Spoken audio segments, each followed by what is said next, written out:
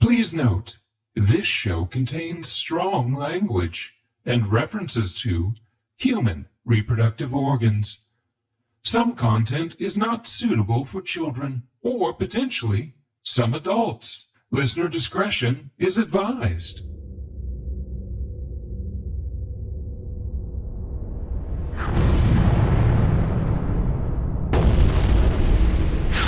In the beginning, when there were no witnesses, or any way to properly document the actual events of said beginning, it is said by a man named Adam,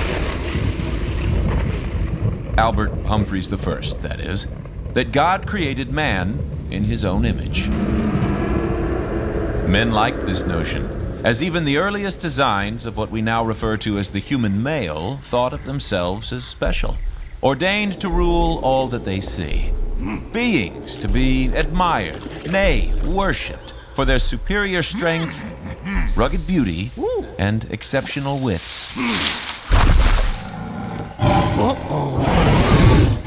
They loved this notion so much that upon the invention of written language, it was the first thing they jotted down, with a small addendum. God created man in his own image, and from man created woman. Ha ha! Forever tying the fairer sex's destiny to the fits and whims of their male counterparts. A tradition that has survived several millennia. Through wars of the sexes, sexual revolutions, the great incel uprising of 2024, even through the full term of the first and to date only female president of the United States of America. All the way to now, 2054, where we begin our tale. Generations of men passively passing down the sacred notion that they, and they alone, were created in God's image, and therefore should be treated as such. A notion they would deny if asked directly, but feel nonetheless. And honestly, with history written by men on their side, who could blame them? Welcome to Goodbye Blue Mondays. Created by Gregory, Bayne. Produced and directed by Gregory, Bayne, and Logan, Donovan.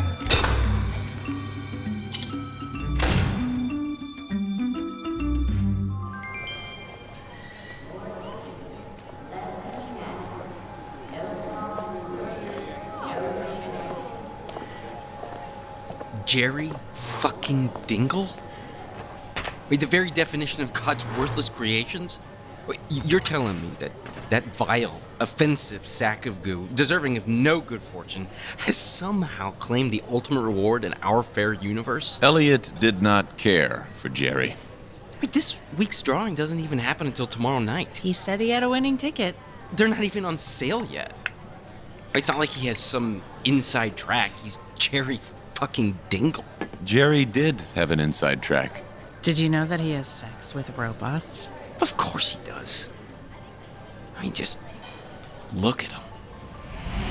Oh, baby, yeah, put that cream corn on there. Oh, hold on, let me get it out. It's out, baby, it's out. You like that, huh? Look into my eyes. You're gonna make me, okay, just stand still. Oh, just look into my eyes. Look into my eyes. Oh. Stop sexually harassing the robots, Jerry. I'm obviously looking directly at you. Yeah? From what I hear, Tin Can Sally here is more your type. Oh, is that what you hear? Is that what you hear? You couldn't handle what I'm packing anyway. This is Jerry.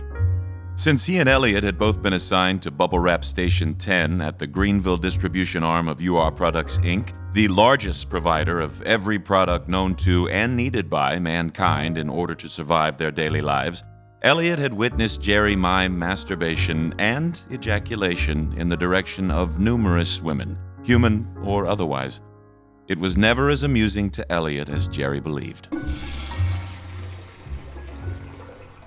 Hey, Elliot, what do you think of my new watch? I don't care about your new watch. Don't be a dick. Just look at it. It's gonna be your penis. I don't want to see your penis, Jerry. No, God, man, I swear. I picked up one of those vintage swatches from last century. Seriously, check it. Oh, God damn it, Jerry. That's right, it's my dick, friend! take it all in. In fact, none of Jerry's jokes, antics, or sexually charged pranks were ever as amusing to Elliot as Jerry believed. Primarily because it meant Elliot had seen Jerry's testicles and, in fact, his entire penis, unwillingly, numerous times. Something he did not enjoy. Are you sure you don't want to transfer to the bubble wrap division? I mean, how many buttons can one person push before they go completely mad? Button pushing is middle management track. Don't knock it. I'm going places. Another 10 years, maybe. You're in a mood. Elliot was in a mood. Perpetually. Since age 6. It was around then that he realized exhibitions of frustration and anger were often rewarded with attention. From his mother, from Sally Housetrop, who let him cheat off her papers in the 5th grade, from the sun-kissed teenage girl who looked his way as he threw a tantrum in the public pool at age 10. The list went on, reinforcing for Elliot that what women truly enjoy is brooding men. Women like Monica Levy. You know I would happily do anything to save you from your daily excursion through that cesspool, but even if I were to stop my forward progression in my, albeit sad, potentially dead-end career, sex segregation in the workplace is back in vogue, my friend. You're lucky they allow us to eat together. Monica. Douche. Seriously, Jerry, can you not give me 1 minute's peace? I don't know what you mean, Elliot. There are literally hundreds of empty seats you could be occupying instead of the one directly across from me. I like this seat. It's got a nice view of my favorite work couple. What? We're not a... We're... you know what? Never mind. Do whatever you want, Jerry. Oh, always do. Elliot had always imagined Jerry lived at home with his mother, mooching off her while spending his nights in conspiracy chat rooms, playing video games and masturbating all the time.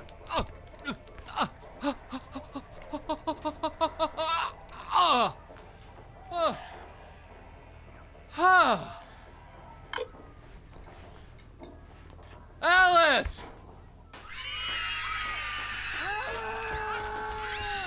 What? Jerry! Jerry!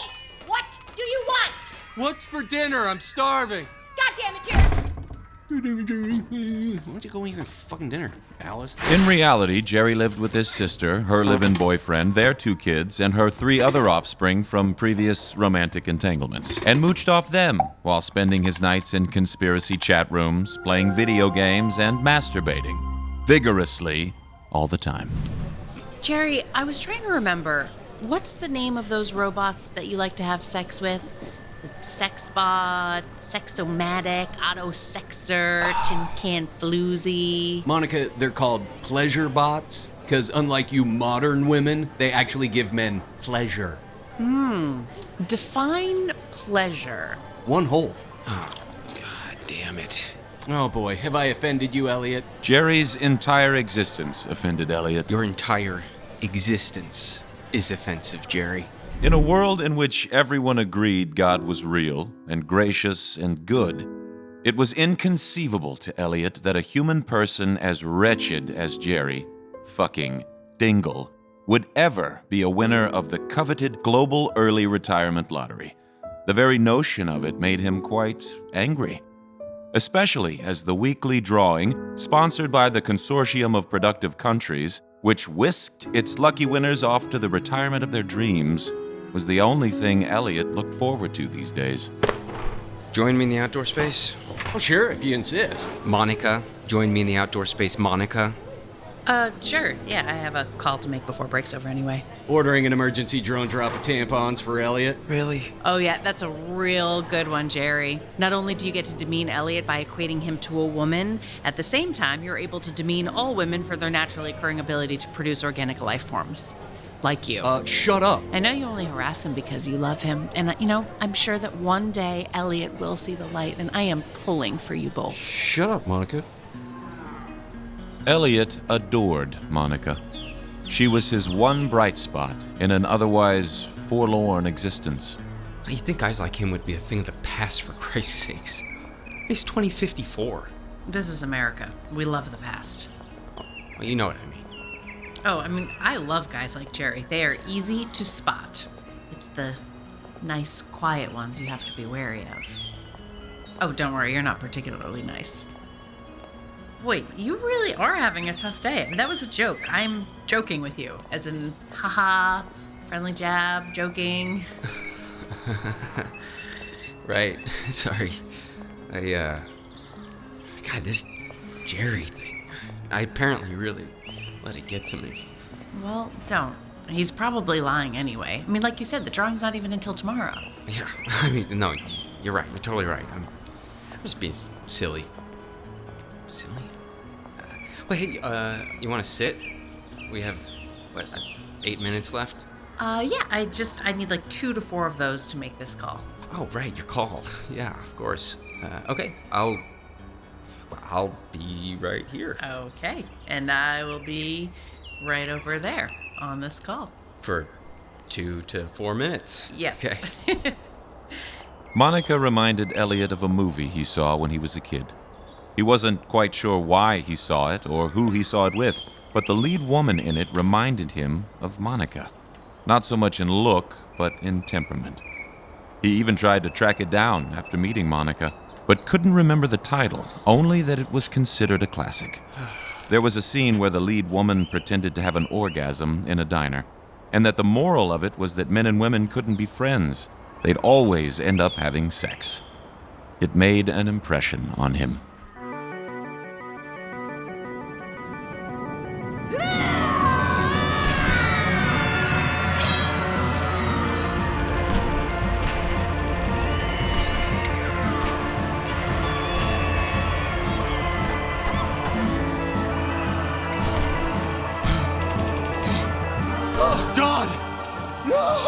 No, not again. If your night's out turned into a fight for your life, are you looking for a safe place where you can be the man you were born to be?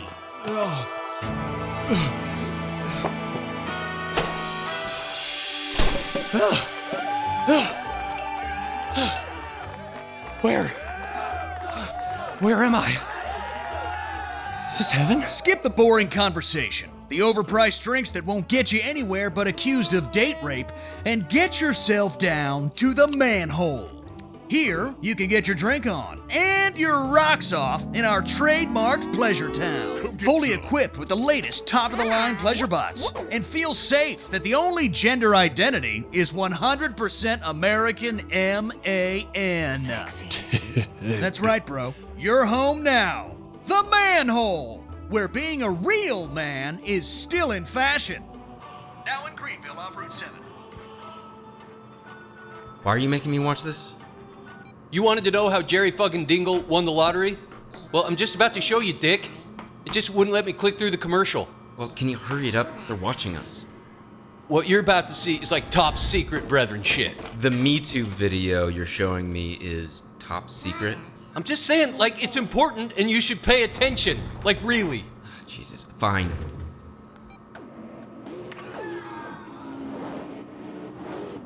Oh my god. This is so cool.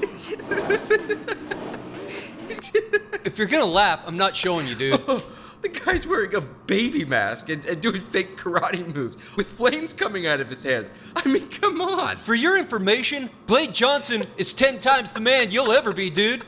The mask is to protect his identity, and the flames are fucking real. Blade Johnson? Yeah, man. His mom named him that. It's like his name is Blade Dick. Like, she knew, man. She knew that he'd be slaying pussy all over the place. It's badass. Oh, I'm sure that story is 100% true. I'm sure that story is 100% true. Shut up. Brethren, this has been a long time coming. The emasculating hordes of feminists declared war. A war on men. And I'm sad, embarrassed to say that they've been winning. But this week we're gonna change the course of history and put men back on top! In the bedroom, in the boardroom, and just back on all the tops, once and for all! I'm pumped! Are you pumped?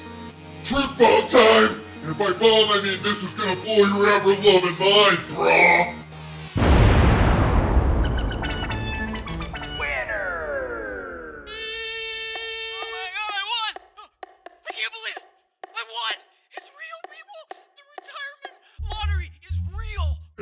week another winner. Every week another victim of the feminist industrial complex.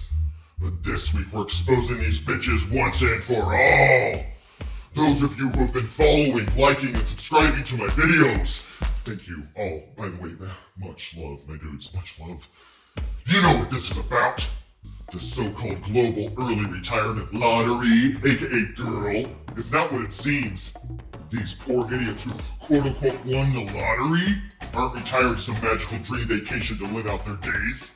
They're getting their dicks cut off and brains sucked out by a cabal of power-hungry women determined to erase the male species off the face of this planet. You bitch! Planet we built! But I ask you, who slew the Mastodons, my brothers?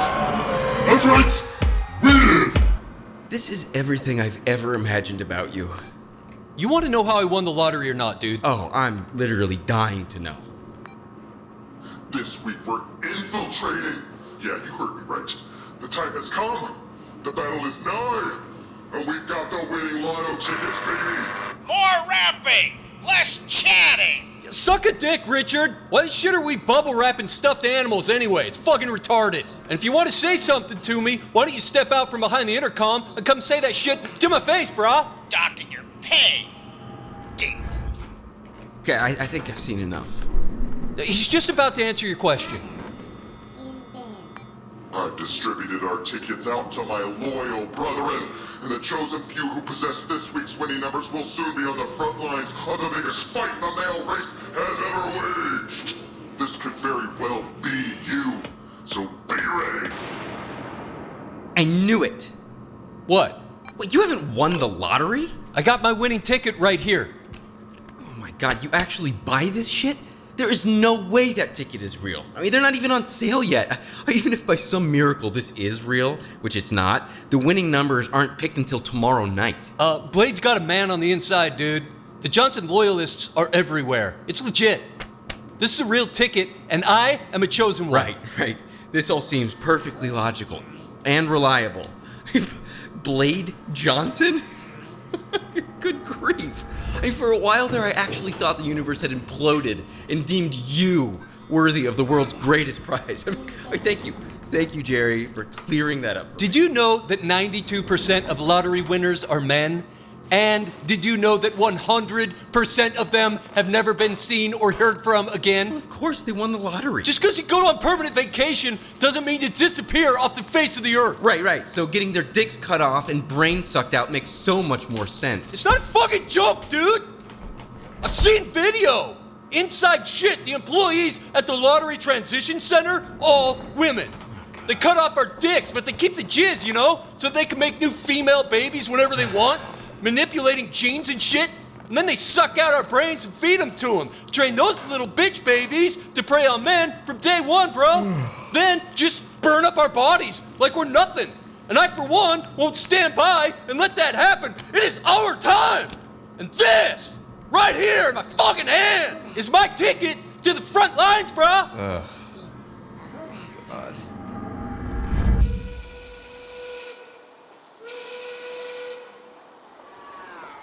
You survived another day. Oh, yeah, hey. Yeah, barely. Hey, Jerry was full tilt Dingle this afternoon. He called me a traitor to the male race. Well, you do seem to enjoy consorting with the enemy. Oh, yeah, no, you mean you. Right, no, that's all a ruse. I mean, little does anyone know. I'm actually a double agent in the battle between our two, races, as it were. I should have suspected. Yeah, no, I'm pretty sly. Doubt if you'd ever even guess. Is that your bus? Yeah, looks like. Say, I was wondering, do you have to get right home? I mean, I was just thinking that maybe us hanging out outside of work might really help me in my efforts to, infiltrate the, feminista. Well, as much as I would love to help the male race, I can't tonight. Previous engagement. I'll see you tomorrow, though? Sure, maybe. I mean, I might find another asset willing to help the cause. No, I could win the lottery. I mean, who knows? everything's kind of up in the air right now. So. Really liking your 10 in 10 billion odds for winning the lottery. Or some poor girl's heart for that matter, eh? Ouch. All right. Well, I guess I'll just see you tomorrow then. See you tomorrow, traitor. Okay. Yeah, see you tomorrow.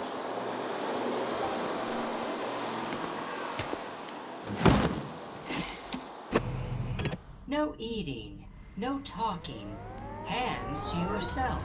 The odds Elliot would win the global early retirement lottery were actually closer to 10,833 in 9.83 billion. As for winning the heart of some poor girl, that seemed miracle territory at this point. Elliot rightfully held out little hope he'd ever win either. Nonetheless, when it came to the lottery, he, like all adult humans over the age of 18, lined up to purchase his tickets week after week. It was the only sliver of hope he had left after losing his wife and child, his well-paid job in the insurance game, and manicured home. And it was, as far as Elliot could imagine, the only thing that would save him from the dread of coming home to an empty apartment night after night.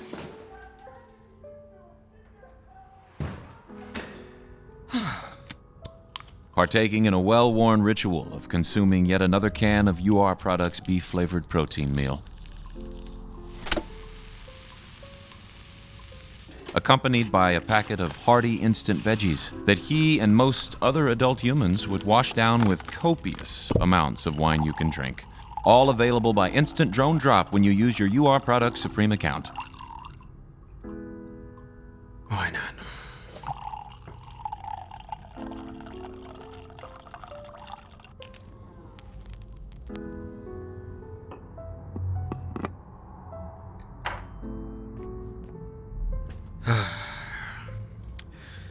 Well, thank you, Lord, for this bounty, and for another day to remind me what an awful and merciless God you really are.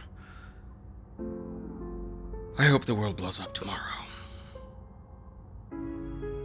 Unless I win the lottery. Amen. Elliot did not care for God.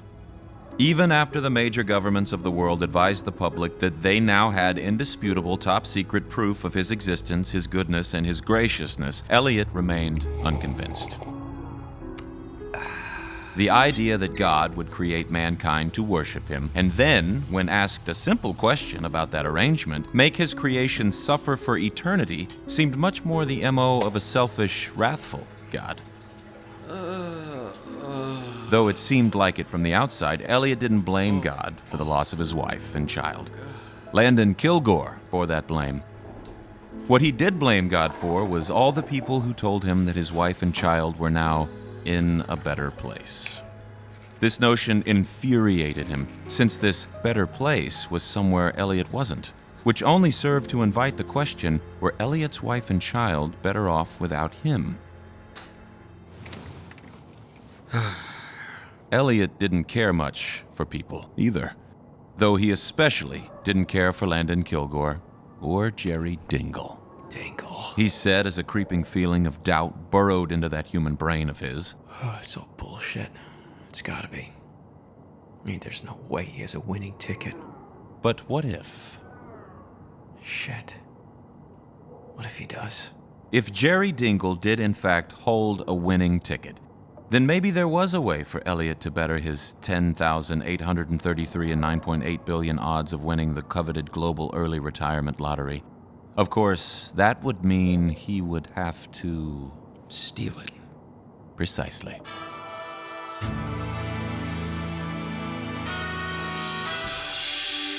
Well, I suppose you all want to hear the credits. Yeah, I've got a few minutes, so... Goodbye Blue Mondays stars Logan Donovan as Elliot Pilgrim, Jennifer Lafleur as Monica Levy, Travis Swartz as Jerry Dingle, and Jonathan Freeman as the author. With Adam Jeffries as Blade Johnson, Bob Turton as Manhole Announcer, Megan Fahey as Alice Dingle.